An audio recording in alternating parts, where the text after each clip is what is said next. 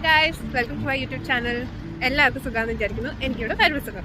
ഇന്ന് ഞങ്ങൾ എലിസബത്ത് ആൻറ്റിയുടെ വീട്ടിൽ പോവാം. ഗൈസ് മൈറ്റ് ബി തിങ്കിങ് ആരാ എലിസബത്ത് ആൻറ്റി എന്ന്. So she's my mom's friend. So അവർ ഇവിടെയാണ് സെറ്റിൽ കുറേ നാളായിട്ട്, ഏറെ നാളായിട്ട് ആക്ച്വലി. സോ ഞാൻ ആക്ച്വലി ഇവിടെ സ്റ്റുഡൻ്റ് ആയിട്ട് വന്ന് നിൽക്കാൻ പ്ലാൻ ചെയ്തപ്പോൾ തന്നെ മൈ മോം വാസ് ടെല്ലിങ് ഇങ്ങനെ ഇവിടെ ആൻറ്റി ഉണ്ട്, so she can be helpful.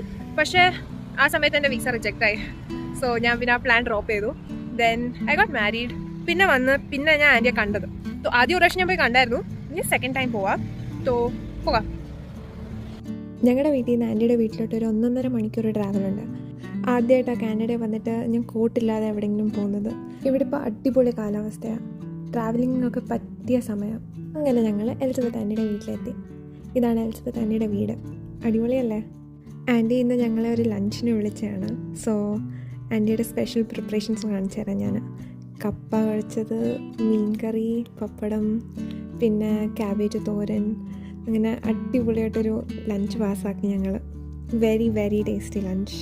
ഞങ്ങളെല്ലാവരും കഴിച്ച് കഴിഞ്ഞിട്ട് ഒരു സിനിമ കാണാൻ പ്ലാൻ ചെയ്തായിരുന്നു. അങ്ങനെ ആ സിനിമയൊക്കെ കണ്ടു കഴിഞ്ഞിട്ട് ഞാൻ വിചാരിച്ചു ഒരു ഹോം ടൂർ എടുക്കാമെന്ന്. ഇത് മൊത്തം ഒരു വീഡിയോയിൽ എനിക്ക് ഇടാൻ പറ്റില്ല. So see you guys in my next vlog and stay tuned. By.